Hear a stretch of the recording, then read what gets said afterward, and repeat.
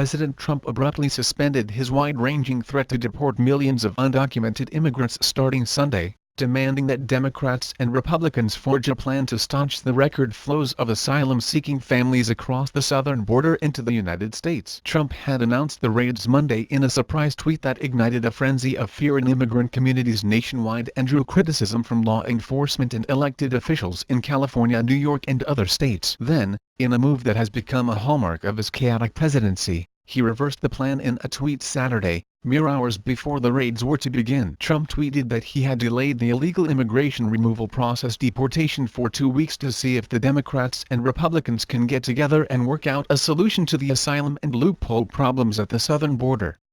If not, deportations start. He wrote in his tweet. Trump said Democrats had asked him to hold off on the raids. According to a person familiar with the call, who like others interviewed for this report spoke on the condition of anonymity, House Speaker Nancy Pelosi D. Calif called Trump on Friday night and asked him to call off the raids. They spoke for about 10 minutes. Democratic lawmakers celebrated the decision. In a tweet, Pelosi wrote that the delay is welcome.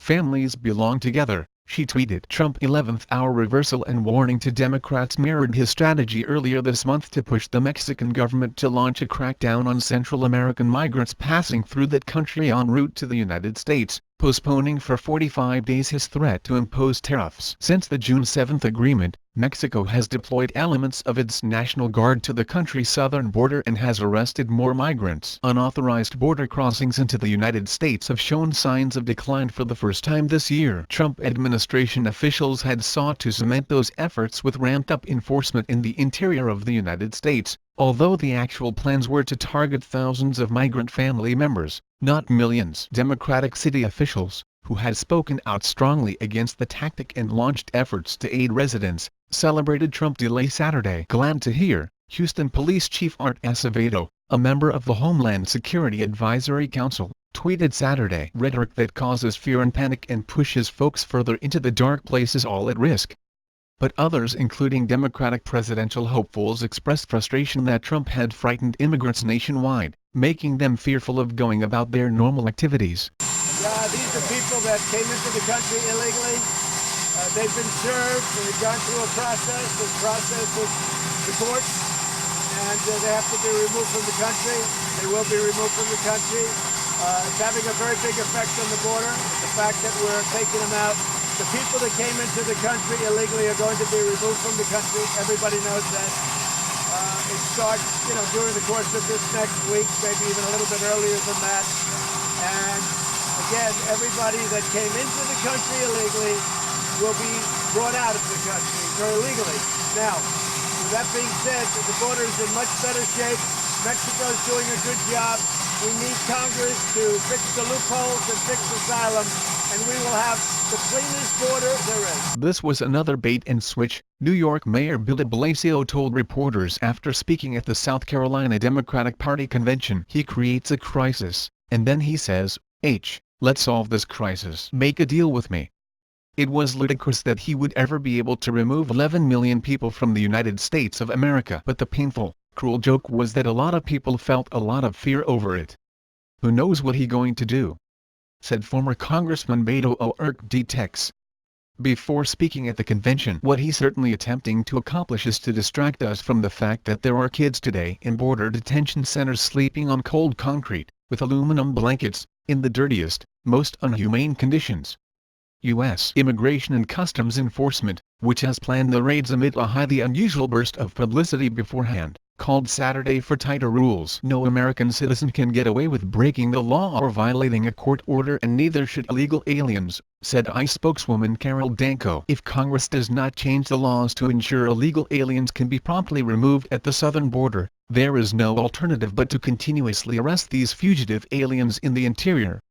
More than 675,000 migrants have arrived at the border so far in the fiscal year, with more than 144,000 migrants taken into custody in May alone, according to U.S. Customs and Border Protection. The majority of those taken into custody at the border are in family groups, typically parents and children, and almost all are quickly released in the United States to await immigration court hearings because of overcrowding in federal holding facilities and legal limits on how long the government can detain children, frustrating Trump and his campaign promises to curb illegal immigration. Advocates for immigrants say the families are fleeing horrendous conditions in Central America and other regions, and are allowed under federal law to seek asylum. Pelosi called Trump about 7:20 p.m. Friday and asked him to call off the planned raids, according to a person familiar with the conversation. Although Trump framed the postponement as a way to prod Congress toward a deal on overhauling the nation's asylum laws, the reality was that the administration planned raids were threatening billions of dollars in new funding that lawmakers were set to approve in the coming weeks to address the humanitarian challenges at the border, including widespread crowding and unsanitary conditions for children. The House and Senate had each been proceeding on emergency spending legislation to provide an additional $4.5 billion,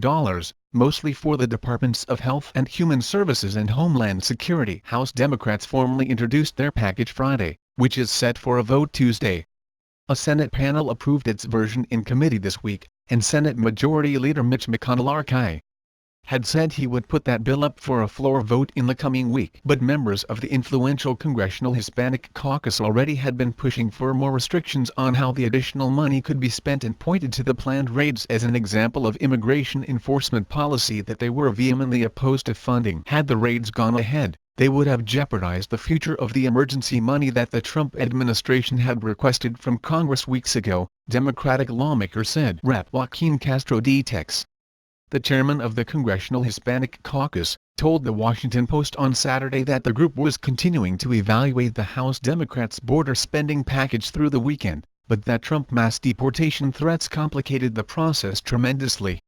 The threat to knock and drag people away from their families and out of their communities shouldn't be a negotiation tactic for an American president, Castro said. The Office of Refugee Resettlement, the HHS agency that cares for unaccompanied migrant children, will run out of funding at the end of this month without congressional action. Separate from the spending bills, two influential senators Lindsey Graham RSC and Richard J. Durbin D.L. are discussing potential changes to asylum laws that, paired with the additional funding, could help address the situation at the southern border. The two senators met quietly with Jared Kushner, the president's son-in-law and White House senior advisor, earlier this week on the issue. Trump's decision to postpone the family op also eased growing tensions within Department of Homeland Security agencies over the timing and the wisdom of launching a large-scale roundup Sunday in major U.S. cities. ICE Acting Director Mark Morgan has been speaking publicly for weeks about his determination to enforce deportation orders obtained for recently arrived families as part of a targeted, expedited court docket. Morgan and other senior ICE officials have been eager to move forward with their plan to conduct highly visible, synchronized mass arrests, arguing that such a tactic will help to deter illegal crossings at the border. Kevin McAleenan, the DHS acting secretary, had been advocating for a narrower, more limited operation, and he repeatedly warned that a wide net approach raised the risk of family separations that would outrage Democrats and reinforce negative public perceptions of U.S. immigration enforcement efforts. McAleenan has also made inroads with Democrats on Capitol Hill in recent hearings on the crisis. With the president's announcement,